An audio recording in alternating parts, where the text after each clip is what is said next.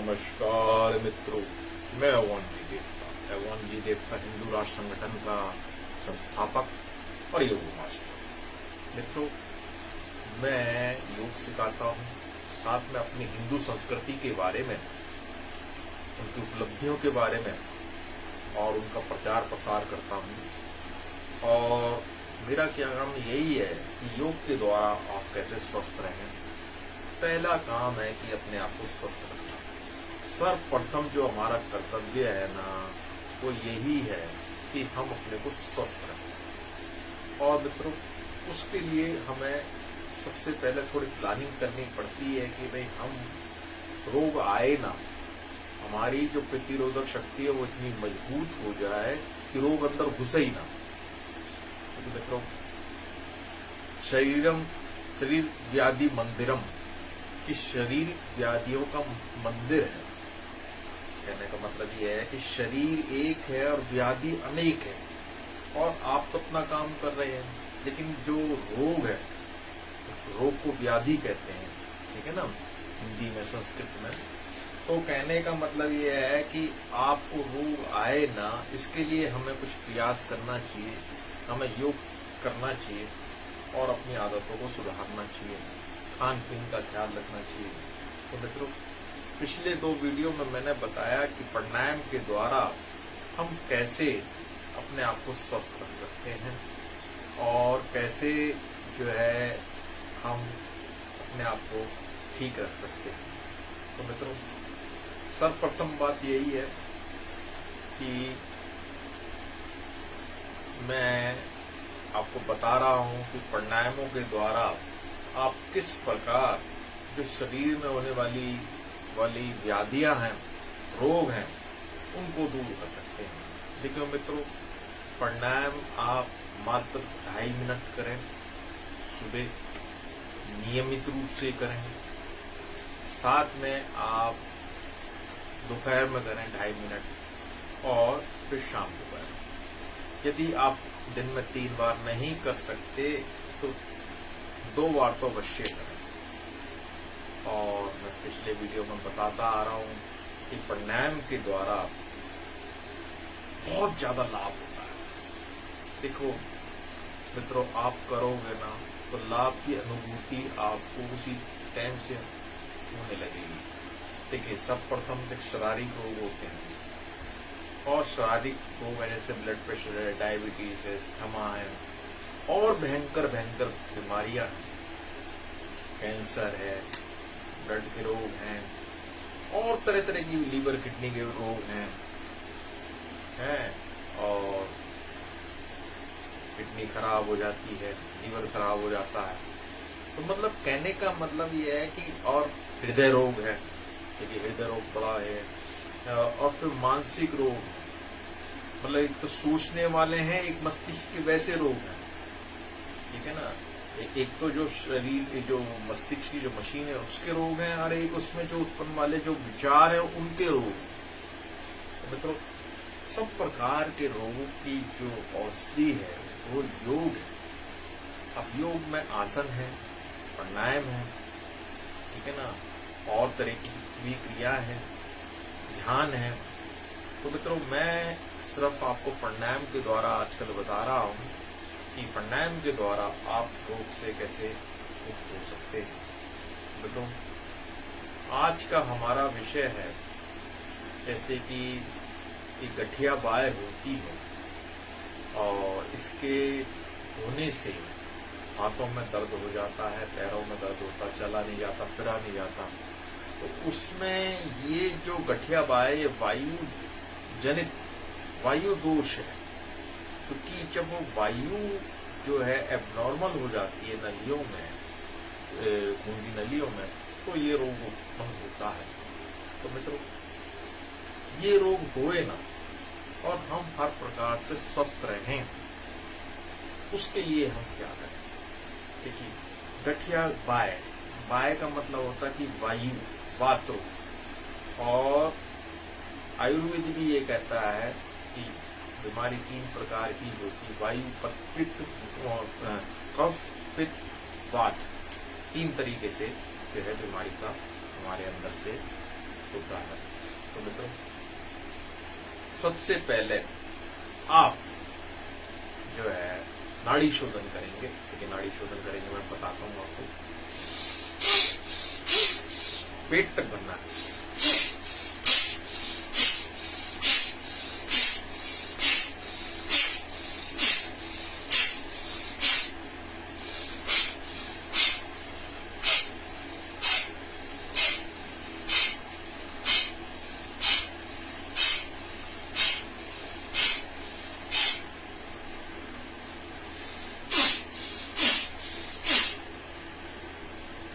मात्र 30 सेकंड करना है। 30 सेकंड कम से कम करना है, बाकी आप 2 मिनट भी कर सकते हैं। मित्रों, इसके करने से ना आपकी बॉडी का जो टेम्परेचर है ना वो मेंटेन रहता है। जो ये गठिया बाय है, आपने देखा होगा कि इससे जो पीड़ित व्यक्ति है उसको सर्दी में ज्यादा दिक्कत होती गर्मी में भी है, ठीक है ना। या गर्मियों में अगर वो एसी वगैरह में है तो उसको एसी वगैरह सुहाता नहीं है। तो मतलब ये है, ये बहुत बड़ी बीमारी है और काम काज करने में भी दिक्कत आती है। और बहुत सी जो लेडीज हैं उनको भी ये दिक्कत होती है, खाना पकाने में दिक्कत आती है, किसी को लिखने में दिक्कत आती है। अगर हाथ में उसका इफेक्ट है, पैर में है तो उसको चलने में दिक्कत आएगी। और मित्रों, डॉक्टर लोग कहते हैं इसका कोई प्रॉपर इलाज नहीं है और एंटीबायोटिक लेते रहो, पेन किलर लेते रहो और तो ठीक हो जाएगा, फिर हो जाएगा। तो मित्रों, कोई परमानेंट इसका सोल्यूशन नहीं है। दवाई लेते रहोगे तो ये ठीक होता रहेगा, नहीं तो ये फिर हो जाएगा। अब देखिए, जितनी आप एंटीबायोटिक पेन किलर लेंगे उतना ही लीवर किडनी पर जोर पड़ेगा, ठीक है ना मित्रों, और अन्य साइड इफेक्ट की संभावना रहेगी। तो मित्रों, आपको मैंने एक क्रिया बताई नाड़ी शोधन कि इससे लेना है और दूसरी नथने को बंद करना, लेना छोड़ना, फिर इससे लेना छोड़ना, इसे नाड़ी शोधन कहते हैं। अब मैं दूसरी क्रिया बता रहा हूं आपको, जिसे अनुलोम विलोम कहते हैं, कि इससे लेना है और इससे छोड़ना है।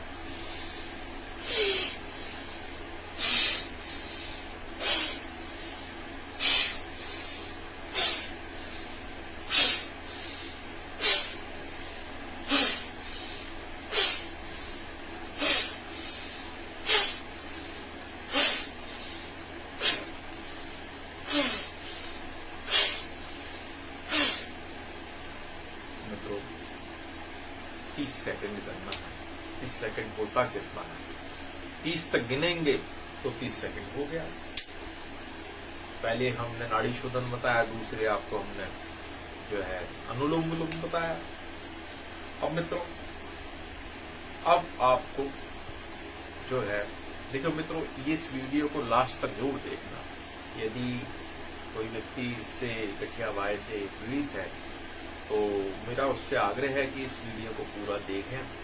और मित्रों, इससे परमानेंट सोल्यूशन होता है, क्योंकि इसमें एक एक क्रिया जो हम बता रहे हैं उसको करने से ही लाभ की प्राप्ति होगी।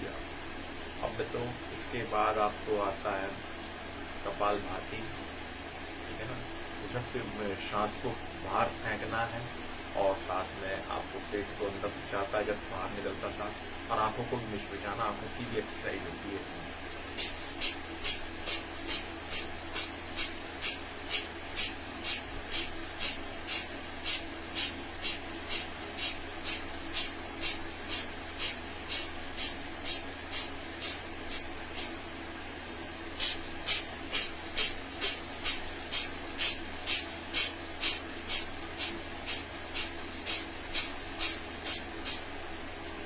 इसको करने से निश्चय लाभ होगा। सिर्फ 30 सेकंड कम से कम करें आप। और देखो, इसके पश्चात है भ्रामरी। भ्रामरी में कैसे करना है कि आपको एक भंवरे की तरह आवाज निकालनी है, इससे वाइब्रेशन होती है और इससे संपूर्ण शुद्धिकरण होता है ब्लड का, क्योंकि वाइब्रेशन होती है, कंपन होती है। उस कारण जो सूक्ष्म नाड़ियां हैं, ये सूक्ष्म वाहिनियां हैं, वेन्स हैं, इंग्लिश में वेन्स कहते हैं, ब्लड वेसल्स, तो वो वो वहां से खुल जाती है। मित्रों बहुत ही लाजवाब क्रिया है, इसको अवश्य करना चाहिए।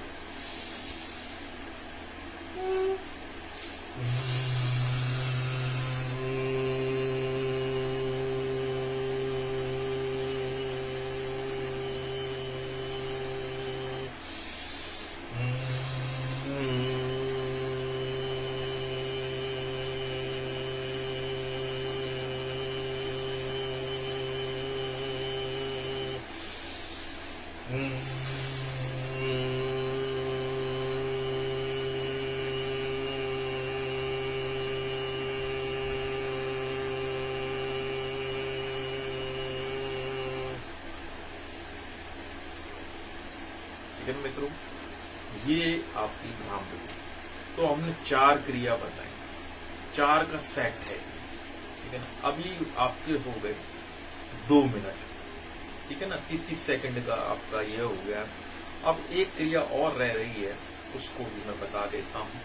बसरी का है, उसमें क्या है कि सांस को लोहार की धोकनी की तरह चलाना होता है, और वो भी आपको 30 सेकंड करनी है। कैसे करना?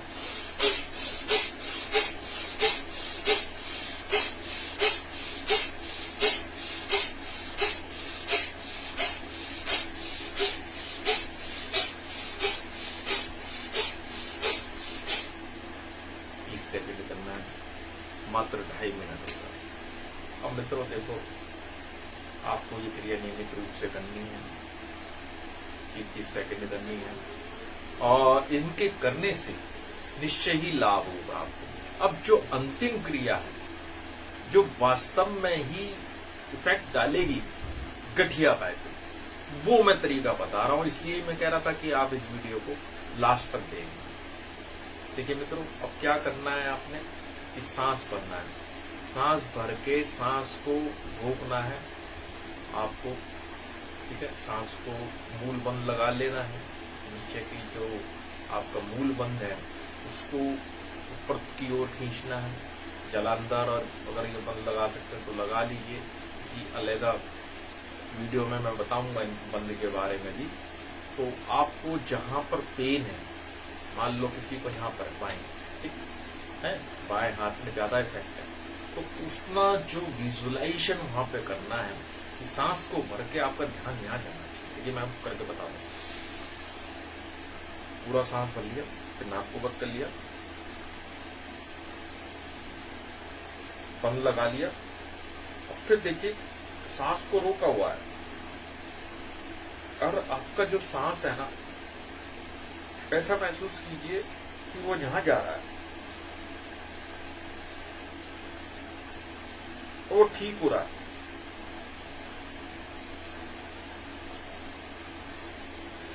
सांस लेने को पूरक कहते हैं, रोकने को कुंभक कहते हैं, छोड़ने को रेचक कहते हैं। जब आपने रोका सांस को, तो आपका महसूस करना चाहिए आपका सांस यहां पहुंच गया। आप पूरा ध्यान लगा दीजिए, और आप मन में ये अपना विजुअलाइजेशन कीजिए, एक काल्पनिक को बनाइए कि ये जो चीज है तत्काल ठीक हो रही है, जो है दर्द समाप्त हो रहा है इसका, और इसलिए इसका निवारण हो रहा है, इसलिए ये ठीक हो रही है, धीरे धीरे धीरे धीरे जा रहा है, परमानेंट सोल्यूशन हो रहा है। जहां भी दर्द हो, पैर में हो, आपको अगर 2-3 जगह है तो 2-3 प्राणायाम करने पड़ेंगे। मित्रों ये जो 5 का सेट है ना, ये आपको करना पड़ेगा। तो मित्रों निश्चय ही इससे लाभ होगा। अब देखिए, आप करेंगे तो लाभ होगा, नहीं करेंगे तो नहीं होगा। और ऐसा भी नहीं है ये आपको एक दिन में कर लिया, नहीं, आपको नियमित रूप से करना पड़ेगा। लाभ की अनुभूति तीसरे दिन से ही आपको महसूस होने लगेगी। और दूसरी बात यह है कि मित्रों, ये वहां से जो नसें हैं ना खुलने लग जाती है, ठीक है ना। वो क्या है कि इसमें ऑब्स्ट्रक्शन वगैरह वहां से मुड़ जाती है, वो जो सीधा जाती है ना नस में, कहीं ना कहीं वहीं पे वो दर्द हो जाता है। क्या लो, आपको एनाटॉमी में पढ़ने की जरूरत नहीं है कैसे क्यों होता है, ठीक है। आपको ये 5 क्रिया प्राणायाम की करनी जरूर है। 5 नहीं 6 हो गई। तो मतलब ये है कि ये करेंगे तो आपका गठिया भाग समाप्त हो जाएगा। तो मित्रों, आज थोड़ा सा प्रवचन में हम बताते हैं कि व्यक्ति को अपना कोई टारगेट बना लेना चाहिए। जिस व्यक्ति का कोई उद्देश्य नहीं होता है, निरुद्देश्य होता है, वो तो इस पृथ्वी पर व्यर्थ में ही जीता है। तो मित्रों, आध्यात्मिक उद्देश्य तो यही है कि हमें अपना अस्तम साकार करना है, ठीक है। हम शरीर नहीं, आत्मा है। लेकिन अगर कोई, हम भौतिक जगत में रहते हैं, हमारी इच्छा है, हमारे कुछ कर्तव्य हैं, कुछ अधिकार हैं, और जब इस शरीर की रिक्वायरमेंट है तो उनकी पूर्ति के लिए आप कोई एक उद्देश्य बना लीजिए। एक उद्देश्य, तमाम बहुत सारे नहीं, एक बड़ा उद्देश्य बनाइए, क्योंकि आप उसकी पूर्ति में लग जाइए।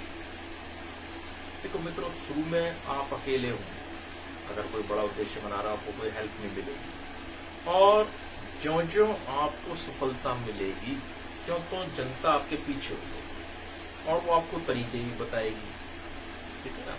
आपकी पॉपुलरिटी भी बढ़ेगी।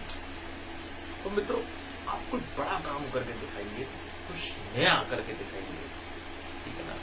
और उसकी करने से ना आपके अंदर एक स्मार्टनेस आएगी, आप निरंतर व्यस्त रहेंगे, आपका जो मानसिक स्तर बढ़ जाएगा, नए नए लोगों से मिलेंगे, नए नए प्लानिंग बनाएंगे, उसके लिए मेहनत करेंगे, ठीक है ना। देखो, कुछ अलग कीजिए, अपने नौकरी बिजनेस से अलग करके दिखाइए। सब में कुछ ना कुछ खूबी होती है, अपनी रुचि अनुसार, अपने इंटरेस्ट के अनुसार आप कोई उद्देश्य बनाइए, उसकी पूर्ति के लिए लग जाइए। और ऐसा नहीं है, सब व्यक्ति में कोई ना कोई एक खूबी होती है। पूरा जीवन बीत जाता है लेकिन उसको अपनी खूबी का ज्ञान नहीं होता, क्योंकि हीरे की जो परख है वो तो जौहरी को ही होती है। तो मित्रों, आपको बनाइए और आप उद्देश्य की पूर्ति के लिए लगे। जो कामयाब लोग होते हैं वो अपने फैसले से दुनिया बदल देते हैं, और जो नाकाम लोग होते हैं वो दुनिया के डर से अपने फैसले बदल देते हैं। तो मित्रों, आपको ना एडिक्ट है, ठीक है ना, आपको अपने मन को मजबूत बनाना है। अब जो मैंने अभी क्रिया बताई थी ना, गठिया बाई के लिए प्राणायाम बताना, ये मन को भी मजबूत बनाता है, ठीक है। मस्तिष्क, मन मजबूत हो, मन और मस्तिष्क मजबूत होंगे तो ही आप इस दुनिया को जीत सकते हैं। क्योंकि देखिए, जो ऊपर का माला ही ना यही इच्छा करता है, और जो है इसी की रिक्वायरमेंट होती है, और इसका स्वस्थ होना बहुत जरूरी है। शरीर का स्वस्थ होना जरूरी है, मन का, मस्तिष्क का स्वस्थ होना भी जरूरी है। मन और मस्तिष्क जितना मजबूत होगा उतनी सफलता आपके सामने है, क्योंकि आपको कोई चीज भारी लगेगी नहीं। जब आपका मन मस्तिष्क मजबूत है, आप हर तरीके की जो समस्या है उसको फेस करने के लिए तैयार हैं। अब ये कैसे किया जाए मन मस्तिष्क को मजबूत, तो उसके लिए तो आपको योग की शरण लेनी पड़ेगी, ठीक है ना। मजबूत कैसे बनेगा, उसके लिए आपको योग में आपका अष्टांग योग है, यम नियम आसन प्राणायाम प्रक्रिया धारणा ध्यान समाधि, और किसी अच्छे योग गुरु से आपको सीखना पड़ेगा। देखो मित्रों, ये आप जान लीजिए, आप इस दुनिया में ना एक योद्धा है। अब योद्धा, कमजोर योद्धा बनेंगे तो हार जाएंगे। कि दुनिया में दुख दर्द बहुत है, स्ट्रगल है, संघर्ष है। अगर अनाड़ी तरह से जिएंगे ना तो बहुत जो है जल्दी आप हार जाएंगे, दुनिया आपको हरा देगी। तो आपको मजबूत बनना है। सबसे पहले आप तन मन को मजबूत बनाइए, तो धन तो आप ही आ जाएगा आपके पास, लक्ष्मी तो आप ही आ जाएगी आपके पास। कई बार आप देखिए, कई बार ठीक है कि संतुष्टि व्यक्ति को रखनी चाहिए, लेकिन फिर भी आदमी को उद्यम करना चाहिए, परिश्रम करना चाहिए। कई बार ऐसा होता है, हम कोई काम करते हैं, उसमें हमको घाटा लग जाता है और हम जो है निराश हो जाते हैं। तो मित्रों, यदि आपके पास हौसला है, हौसले वाली चीज है, तो आप यकीन जान लीजिए आपने कुछ नहीं खोया। यदि आपके पास हौसला है, सब चीज खो दिया आपने, और आपके पास हौसला है, मजबूत मस्तिष्क है, मन मजबूत है आपका, तो जानिए कुछ भी नहीं खोया आप, फिर बना लेंगे आप। सीधी सरल बात है।